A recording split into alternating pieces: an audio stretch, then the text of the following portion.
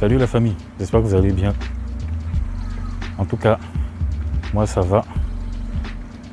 On va parler aujourd'hui de la sobriété. La sobriété chez les chrétiens et surtout chez les Africains. On a parfois tendance à faire un peu trop la fête, à oublier que nous sommes des souverains sacrificateurs et qu'il faudrait en fait se remettre en tête qu'il est important de faire ce qu'il y a à faire pour nos familles. Donc je vais introduire avec Proverbe 31, verset 4, où la parole dit qu'il n'est pas correct au roi de s'enivrer, au souverain sacrificateur de s'enivrer. Ça va, chef? Et vraiment, il faut vraiment faire attention de ne pas s'enivrer en tant que chrétien. C'est-à-dire que en tant que souverain sacrificateur, on doit ressembler à Christ et de ne pas s'enivrer. L'état d'ivresse ouvre des portes. Ça ouvre des portes, hein, ça. On pense qu'en buvant un verre ou deux, ça va aller. Mais non. L'alcool, c'est quelque chose qui vous change en fait. Ça ouvre des portes. Ça change l'aura de l'homme. Ça change complètement l'atmosphère. Et je disais, ça ouvre des portes, comme certains peuvent appeler ça des chakras. Et cela engendre beaucoup de choses. Vous vous enivrez. Il y a un esprit qu'on appelle l'esprit d'ivrognerie qui pénètre en vous. Et cet esprit d'ivrognerie change votre nature. Même si vous êtes en Christ, c'est quelqu'un d'autre. Vous reflétez quelqu'un d'autre. Vous reflétez cet esprit d'ivrognerie qui lui vous pousse à l'excès. Excès de table, excès de vin. Moi j'étais accro au vin. J'aimais ça. Mais au jour d'aujourd'hui, il y a des choses qui ont changé. Il faut plus s'enivrer, boire du Sky, boire du vin, boire toutes ces choses-là. C'est pas bon. C'est pas bon. Il y a des choses que le Seigneur nous demande d'être sobre. Il faut être dans la sobriété. Alors là, je voudrais préciser en fait, parce que je le dirai, je verrai ça pendant le direct. J'essaierai de faire un direct avec les versets bibliques. Donc à 18h, pour ceux qui veulent, connectez-vous. On en parlera. Je parlerai un peu de mon passé, de tout ce que j'ai fait, tout ça. Donc il y a plusieurs choses en fait à prendre en compte. C'est que l'esprit d'ivrognerie fait partie de ce que Dieu rejette. Même si vous buvez un verre, deux verres. Je parle pas du vin qu'on boirait pendant un mariage par exemple. Vous voyez, c'est de temps en temps, c'est un mariage. Vous êtes invité, vous buvez un verre. Voilà, vous fêtez les mariés. Hein, certains diront, ah oui, Jésus a changé l'eau en vin. On connaît. Mais ce n'est pas un prétexte pour s'enivrer en fait. Et si j'aborde le sujet, c'est juste une introduction où je parlerai plus en détail de l'alcool et des ravages de l'alcool. Vous savez, on se dit souvent, oui, c'est à boire qu'il nous faut. Vous voyez, on chante beaucoup ces choses-là. Mais non seulement ça détruit l'âme de l'homme, ça détruit son esprit, et en même temps, ça change votre nature, surtout pour ceux qui sont chrétiens. Vous voyez, il y a certaines civilisations qui offraient de l'alcool à leur Dieu. Ça ouvrait des portes à certains démons qui venaient, en fait, et qui changent complètement la nature de l'homme. Vous voyez, ça va même jusque dans le sang. Ça change même la nature du sang.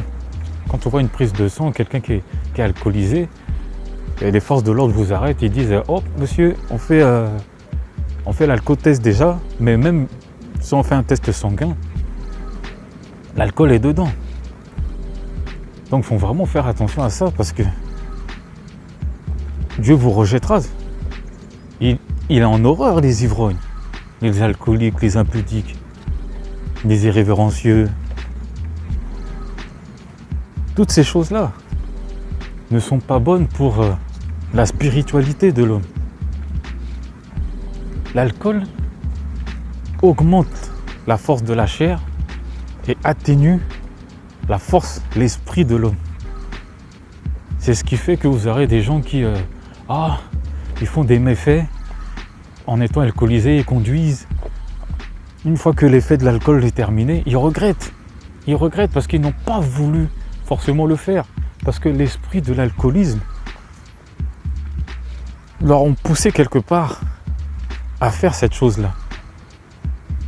On sait très bien que ce n'est pas anodin quand on boit une bouteille de Sky, on sait très bien, on recherche les effets de l'ivresse.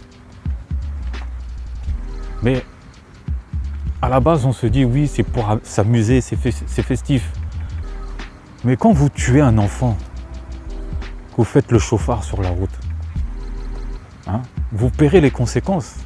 Et cet esprit-là qui vous a embrumé, qui vous a embrouillé, ne sera plus là pour vous défendre en disant oui, c'est moi l'esprit de l'alcoolisme qui lui a dit de tuer l'enfant là. Non, on dira que c'est toi-même mec qui a tué l'enfant.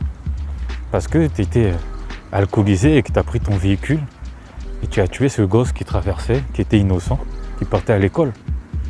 Ça arrive tous les jours les gens qui regrettent après avoir pris de l'alcool. Et moi, dans mon passé, j'avais un rapport très solennel, si je peux dire. J'ai bu la première fois une goutte d'alcool, c'était du vin, quand j'avais 7 ans. 7 ans, c'est tôt, vous me direz. Et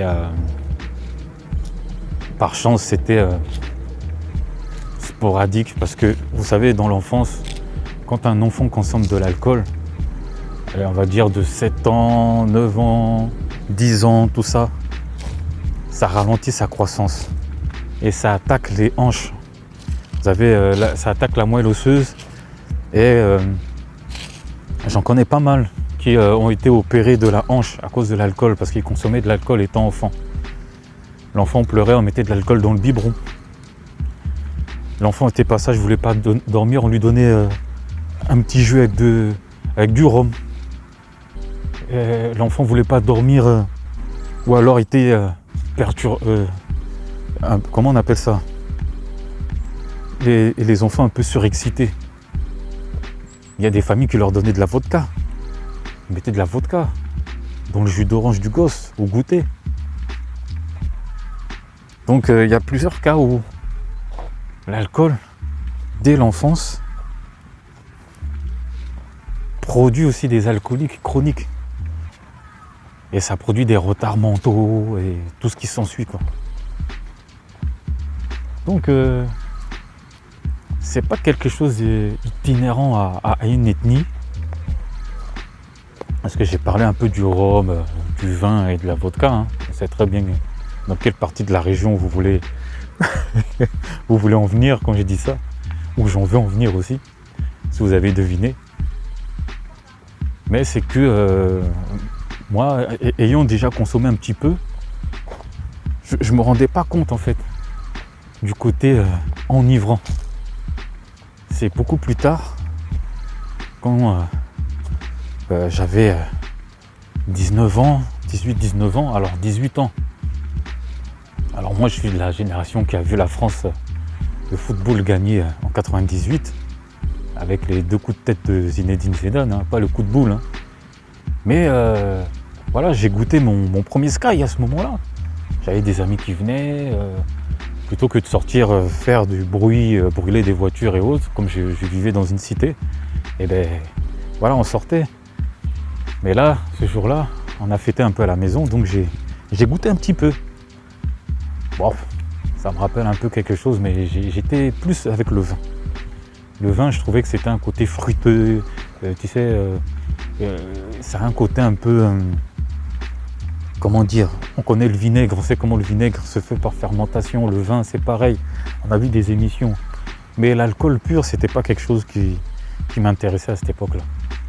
Mais par la suite, quand j'étais apprenti, à mes 19 ans, j'étais sur un chantier et vous savez, hein, quand vous travaillez avec des Portugais, des Espagnols, bon, avec toutes les origines, on va dire, vous ne mettez pas votre bouteille de coca sur la table, boum. Et on vous regarde d'un autre œil en disant « Hey petit, tu vas apprendre la vie ?» Ou vignou, on te pose la vignasse, on te pose le gobelet, on te dit maintenant bois.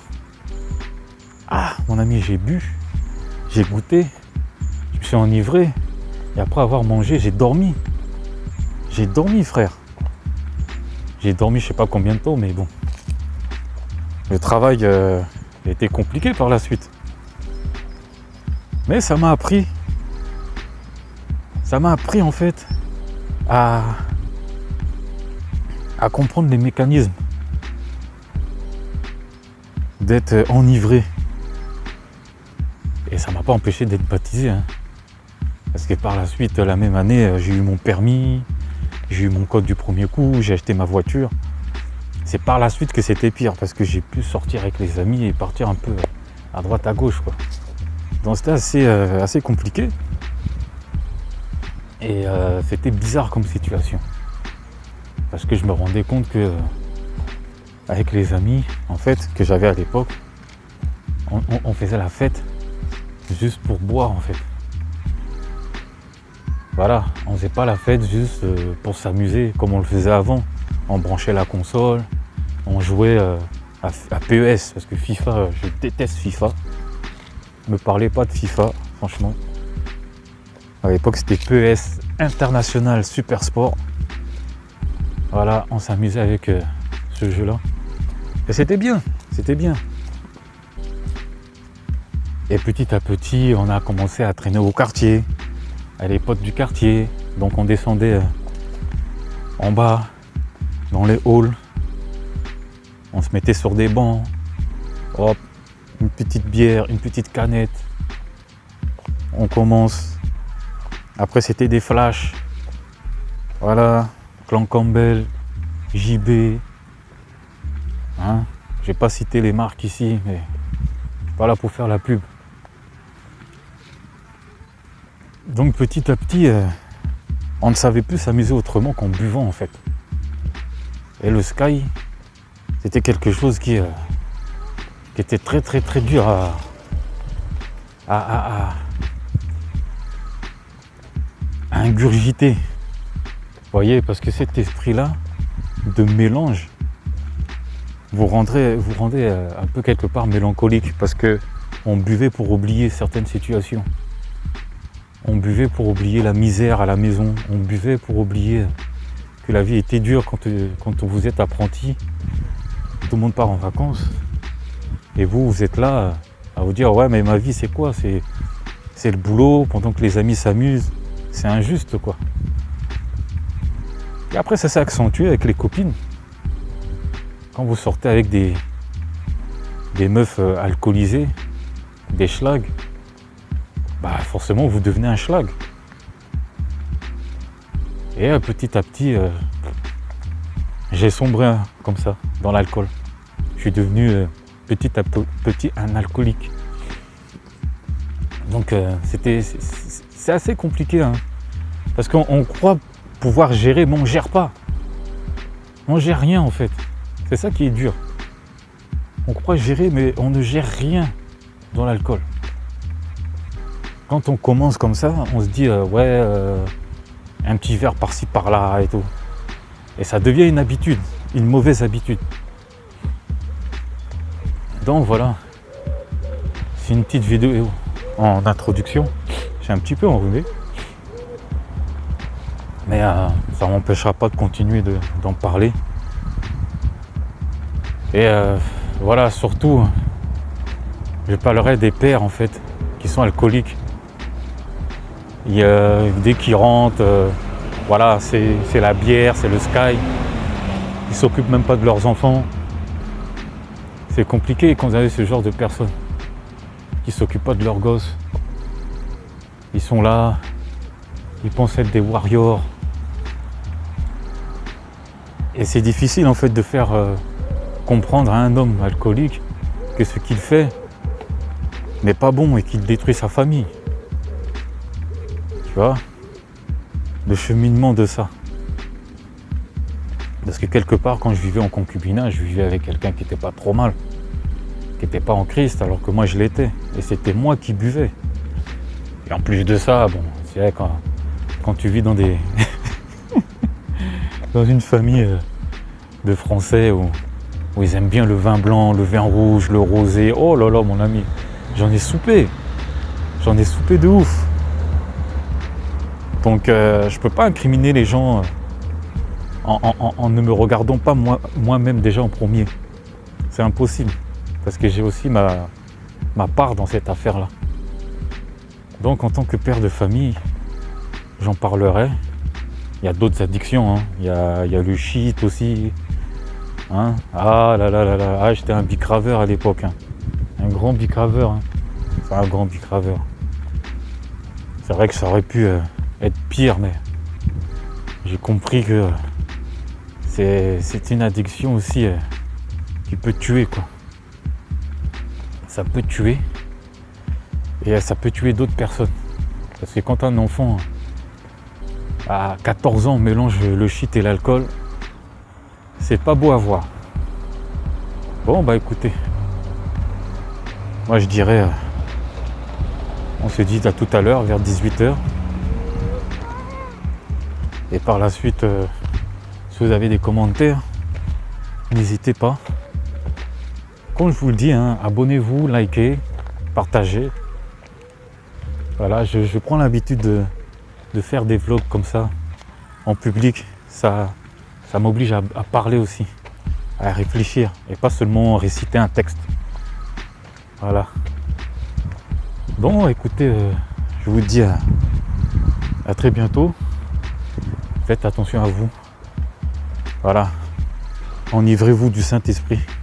Vous les papas qui buvez des bières, arrêtez ça. Enivrez-vous du Saint-Esprit. Allez, je vous dis à tout à l'heure à 18h. C'est le direct. Premier direct de la chaîne d'ailleurs.